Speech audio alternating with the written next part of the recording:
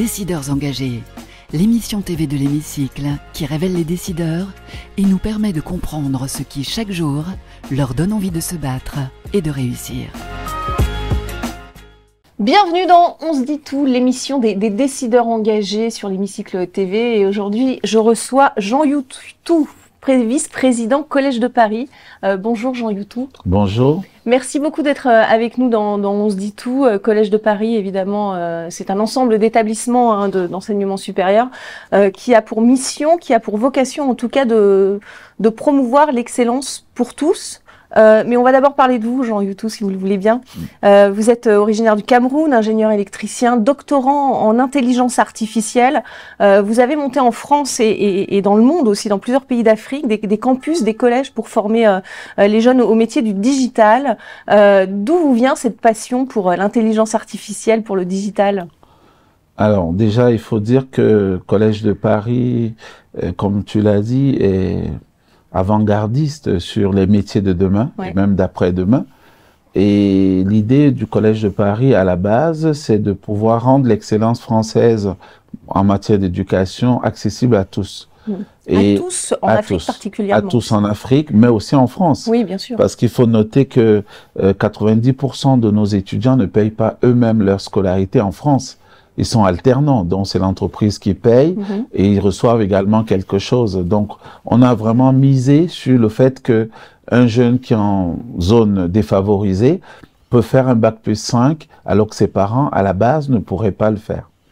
Et ensuite, par l'alternance en France et en Afrique, on est parti également avec un niveau de bourse de l'excellence, naturellement. Les étudiants qui ont des parents défavorisés, mais qui ont le bon cerveau, comme on appelle, eh ben, ils viennent chez nous, ils peuvent ne pas payer jusqu'à 100% de la scolarité. En échange, on estime qu'ils vont tirer la classe vers le haut et vers l'excellence.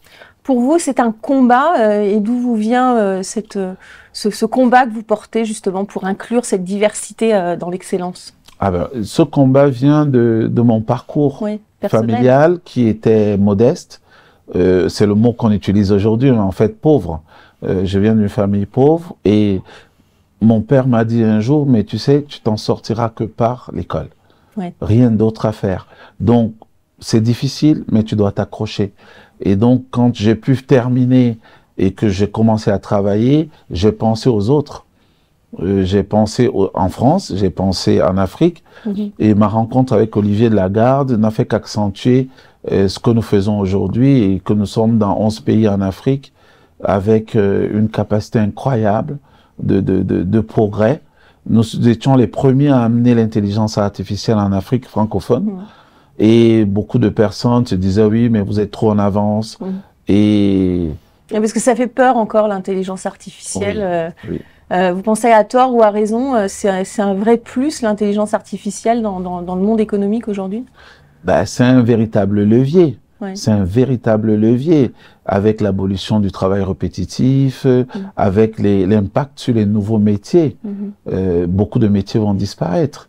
Et donc, on s'est dit, si l'Afrique est passée du sans téléphone filaire au portable, on peut peut-être créer des incubateurs et trouver des étudiants africains qui vont développer des modules pour la gestion des bases de données, sur la création d'algorithmes, et sans doute qu'on viendrait les chercher pour d'autres marchés. Pour vous, l'intelligence artificielle, ça va vraiment impacter tous les métiers de demain et ceux d'aujourd'hui aussi? Oui, il y a des métiers qui vont même disparaître, malheureusement. Peut-être en bien, peut-être en mal, mais on pense que la médecine, par exemple, sera impactée. Aujourd'hui, on a Watson de IBM qui vous donne le diagnostic de vos valeurs de laboratoire. Vous voyez? Et il vous dit, vous avez ça, ça, ça, et vous allez voir le médecin qui doit corroborer naturellement. Parce que l'intelligence de Watson utilise tout ce qui est biobanque. Donc, beaucoup de cas. Et donc, il est en avance sur le médecin qui est soit expérimenté, soit moins expérimenté. Et la clé du succès de l'intelligence artificielle, c'est aussi avoir des données. Oui, c'est des données. C'est un gros enjeu et la protection des données aussi. Qui est oui, mais ce qui se passe aujourd'hui, c'est que on a bien peur que l'Europe, qui ne développe pas assez l'intelligence artificielle, puisse perdre nos données de santé. Et là, ce serait terrible. Ça finirait comme la musique avec iTunes, avec Amazon, où toutes les musiques sont parties en Californie. Donc l'Europe doit se réveiller. On est en retard sur le développement, mais on peut encore, au niveau des données de santé, mettre le paquet afin que nos données ne soient pas vendues. Parce que si on arrive à la marchandisation des données de santé, alors là, tout le monde saura que j'ai le cholestérol, il faut me proposer je ne sais pas quel produit, ça va être terrible, terrible. Qu'est-ce qu'il faut faire justement pour protéger ces données? Il faut avoir plus de législation au niveau européen, au niveau français? Alors, je reviens sur la musique. Oui. Comment on a fait pour ne pas protéger nos musiques? Parce qu'on n'avait pas assez de systèmes de traitement. Aujourd'hui, si on veut garder nos données de santé, ce qui est mal parti, on devrait développer. Et l'Europe développe de façon distincte. L'Allemagne développe un peu, la France un peu. On devrait faire une banque de développement commune. Afin que si quelqu'un développe des algorithmes sur la gestion des données de santé ou la protection, qu'on sache que c'est en Allemagne qu'on le fait et que la France, lui, utilise l'intelligence sur la robotique. Afin que nos forces soient mieux. Le président Macron met 4 milliards, 5 milliards par an. C'est pas assez. C'est pas assez. Mais si à l'échelle de l'Union européenne, on mettait 100 milliards parce que tout le monde donnait, on serait plus fort. Est-ce que l'intelligence artificielle pour vous, est un atout pour promouvoir l'égalité des chances aujourd'hui? C'est toujours mitigé, parce qu'aujourd'hui, beaucoup de sociétés utilisent l'intelligence artificielle pour vérifier les CV. Donc, ils vérifient. Oui, ils sélectionnent des CV. Ils vont plus loin parce que l'IA va aller chercher ce qu'il a posté depuis la 6e jusqu'en 5e année. Est-ce qu'il a fumé ou pas? Est-ce qu'il buvait ou pas? Donc ça peut être un danger aussi. C'est un danger parce qu'il y a des candidats qui sont écartés tout simplement parce qu'à un moment donné de leur vie, alors qu'ils étaient enfants, ils ont posté des choses et l'employeur estime que ce candidat peut être dangereux pour l'influence interne de son entreprise. Donc il faut former l'IA à ne pas avoir ces biais dans la sélection des candidats. En tout cas. Il y a eu une trêve dernièrement des gouvernements pour dire arrêtez de développer, mais il n'y a pas eu de trêve.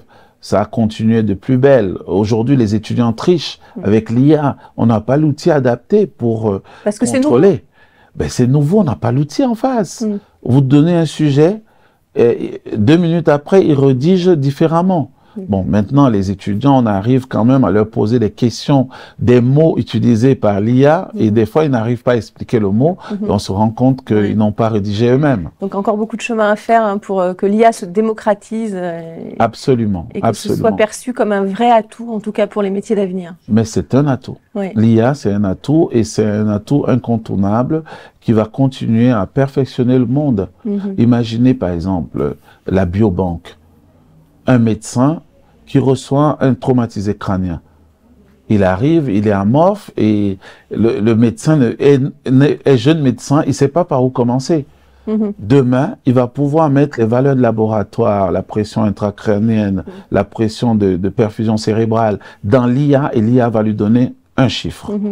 Il mourra dans 18 jours d'hémorragie cérébrale. Et donc, le médecin, le jeune médecin, a déjà une piste.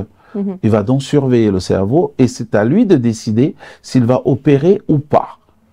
Donc l'IA n'a jamais la main. L'IA est un indicateur. Il faut toujours un homme derrière. Il faut un homme derrière, c'est mieux. Oui, ou une femme. Ou une femme. Quand je dis homme, c'est homme-femme. On est d'accord sur la parité. Évidemment, mais on va en parler de la parité, puisque je vais vous poser une question pour l'International Women's Forum France, justement, qui organise chaque année le sommet de la parité pour promouvoir justement cette égalité homme-femme dans les entreprises, dans la sphère économique. Et c'est tout de suite après le jingle.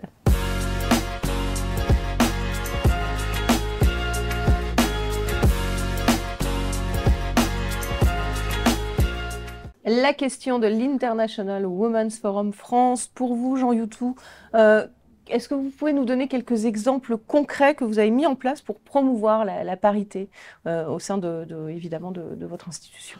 Alors, le Collège de Paris est en avance aussi sur ce point parce qu'on a plus de 70% de femmes qui travaillent dans notre institution et on a des mécanismes sur l'embauche. Lesquels? Des mécanismes de choix à valeur égale. Souvent, on va regarder et analyser, il y a toujours un comité de sélection et on va souvent équilibrer les choses si ce n'est pas le cas. Là, 70%, c'est... On est déjà très très bien. Et en Afrique, d'ailleurs, on est dans les mêmes proportions. Insufflé par Olivier de Lagarde. Il dit toujours, mais pourquoi tu comptes? Je dis, je compte parce que c'est nécessaire qu'on ait des femmes en Afrique. Et en Afrique, c'est encore plus complexe parce que de façon naturelle, la femme est en second. Et donc, l'homme qui a une femme chef, culturellement, est un peu embarrassé. Donc, on a dû expliquer par des séminaires que c'est une personne avec son bon cerveau qui peut diriger des hommes et que vous devez suivre ses instructions. Et on est allé plus loin. Parce que souvent, on s'est rendu compte qu'au Collège de Paris, les femmes décrochaient un petit peu après le premier accouchement. C'est souvent le cas. Et parce qu'elle n'est pas au courant de ce qui se passe pendant les mois où elle est donc post-accouchement ou même en congé de maternité.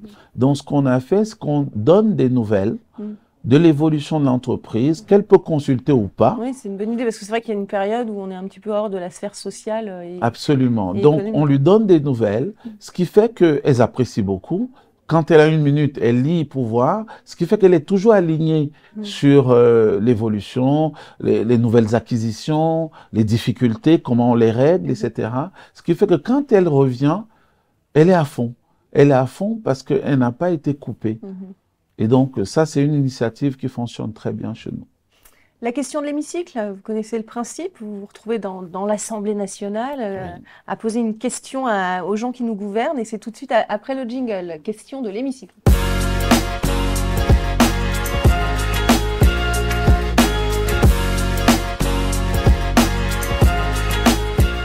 La question de l'hémicycle, celle que vous avez envie de poser, Jean Youtou, à nos politiques, qu'est-ce que vous avez envie de leur dire? Vous avez 1 minute face caméra, c'est à vous. Ce que je pourrais leur dire, peut-être surprenant, c'est de leur dire on n'a pas assez de femmes ingénieurs et qu'on aurait souhaité qu'il y ait des mécanismes qui vont encourager les jeunes filles à les préparer au métier d'ingénieur, c'est-à-dire les mathématiques, la technologie.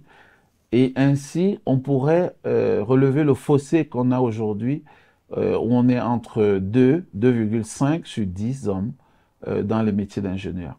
Donc, s'il vous plaît, chers politiques, pouvez-vous, s'il vous plaît, organiser des ateliers en direction des jeunes filles? Voilà, pour les attirer dans le domaine de la technologie. Oui. Message entendu, merci beaucoup Jean Youtou d'avoir participé à On se dit tout sur ce plateau de décideurs engagés, l'Hémicycle TV. Merci à vous pour votre fidélité à notre émission et on se retrouve très bientôt pour un nouveau numéro. Décideurs engagés, l'émission TV de l'Hémicycle qui révèle les décideurs et nous permet de comprendre ce qui chaque jour leur donne envie de se battre et de réussir.